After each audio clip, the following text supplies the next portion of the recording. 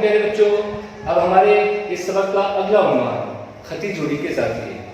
متصلہ زاویے، مکملہ زاویے، متمم زاویے کے بعد چوتھی جو جوڑی ہے وہ خطی جوڑی کے زاویے ہے۔ پیارے بچوں، اس بات کو سمجھنے سے کے لیے اور ایک دوسری شکل آپ کے سامنے میں بناتا ہوں، یہاں پر آپ غور مشاہدہ کیجیے، اور یہ شکل دیکھنے کے بعد مجھے ایسا احساس ہوتا ہے کہ آپ کو کچھ یاد آئے گا۔ اس خط کا نام ہم نے خط پی رکھے ہیں، دونوں جانب سے یہ خط لامحدود ہے، اس لیے اسے خط کہیں گے۔ یہاں پہ ایک نقطہ دی ہے جس کا نام ہم نے ایس رکھا، اس کے درمیان میں ایک نقطہ فرض کی ہے جس کا نام ہم نے کیو رکھا،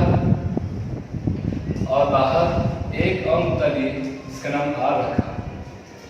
نقطہ کیو کو نقطہ آر سے ملانے کے بعد ہمیں ایک شبہ حاصل ہوتی جس کا نام شبہ کیو آر ہوگا، اور یہ شبہ اس خط کو دو حصوں میں تقسیم کرے گی اور ہمیں دو زاویہ حاصل ہوں گے، زاویہ پی کیو آر، زاویہ آر کیو ایس، یہ دو زاویہ ہمیں حاصل ہوں گے۔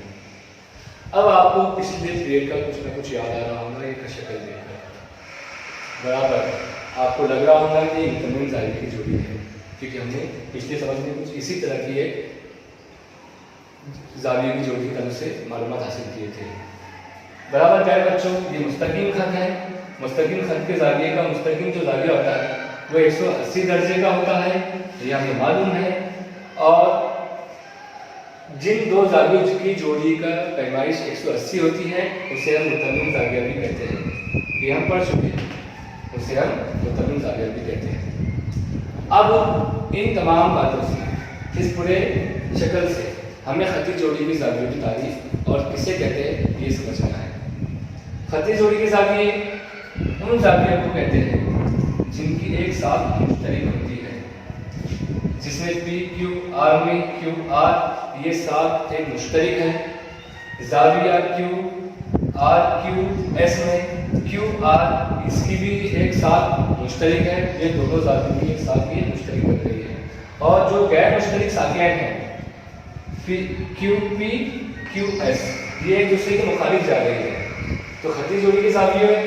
ان زاویوں کو کہتے ہیں جن کی ایک ساتھ مشترک ہوتی ہے، اور دو غیر مشترک جو ساقیں ہوتی ہیں وہ ایک دوسرے کے مخالف سمجھے جاتی ہے، انہیں خطی جوڑی کے زاویے کہتے ہیں۔ اس میں زاویہ پی کیو آر اور زاویہ آر کیو ایس یہ خطی جوڑی کے زاویے ہیں، اور ساتھ میں اسے ہم متمم زاویے بھی کہیں گے۔ خطی جوڑی کے زاویے متمم زاویے بھی ہوتے ہیں۔